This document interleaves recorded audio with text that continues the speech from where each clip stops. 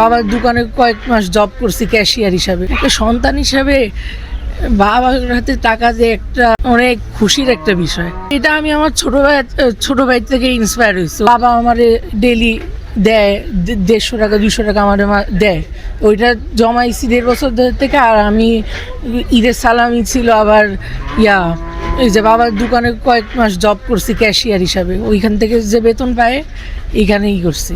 এই যে গরুর জন্য টাকা জমাইছি, আমি 50,000 টাকা জমাইছি। এখন ওইটা দিয়ে আমরা গরু কিনবো ইনশাল্লাহ, আমার বাবাও দিবে আমিও দিব। এটার জন্য একটু গরু দেখতে আসছি। আপনার কাছে কেমন লাগছে দিতে পেরে? আলহামদুলিল্লাহ অনেক ভালো। এই যে আপনি কি প্রতি বছর দিয়ে থাকেন বাবাকে? না, এই যে গতবার দিচ্ছি আর এইবার দিতেছি। আসলে এটা আমি আমার ছোট ভাই থেকে ইন্সপায়ার হয়েছি। ও আগের বছর মানে 2024 সালের নভেম্বরে ওর একটা বন্ধু এই যে ছাগল কুরবানি দিয়েছিল। এখন ও নভেম্বর থেকে টাকা জমানো শুরু করছে যে আমি একটা ছাগল কুরবানি দিব। এখন ও দিতে আমিও বলবো, আমিও দেখি, আমিও জমায় একটা গরু ভাগে দিয়ে দিই। তারপর জমাইছি, ওর টাকার আমার টাকা মিলে আমার একটা নানুর সাথে ভাগে দিয়ে দিচ্ছি গরু, পুরো একটা গরু দিচ্ছি। আর এবার হলো একবারে শুরুর থেকে জমাইতেছিলাম তো, তার জন্য ভাবছি এবার একটা বড় গরু কিনবো বাবার সাথে আর ওই নানুর সাথে মিলে গরু কিনে ইনশাল্লাহ এবার কুরবানি দিব। সবাই বলে না তিল থেকে তাল হয়, ওই রকমই মনে করেন এই যে এই অ্যামাউন্টটা সেভ করে বড় একটা অ্যামাউন্টও হয়ে যায়। আমি চেষ্টা করি আমার বাবার হেল্প করার, বাবার বুঝে চলার।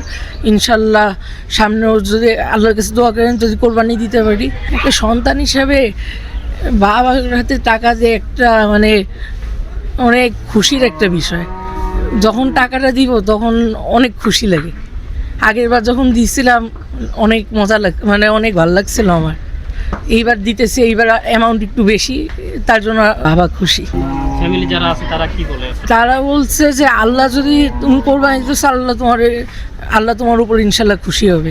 আমরা খুশি হয়েছি, আল্লাহ ইনশাল্লাহ খুশি হবে। এই বয়সে দিতেছো।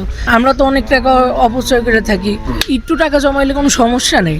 আপনি জমায় আপনার বাবাকে হেল্প করবেন, আপনার বাবা পরবর্তীতে খুশি হবে। আপনি একটু করে যদি জমান অনেক বড় অ্যামাউন্ট হয়ে যায়। যেরকম আমি আল্লাহ আমার এই তৌফিক দান দিছে, আমি আল্লাহর কাছে আর আমার বাবার থ্যাংক ইউ বলি যে আমার বাবা আমার টাকা দিছে বলেই তো আমি পারছি না, তো আমি পারতাম না।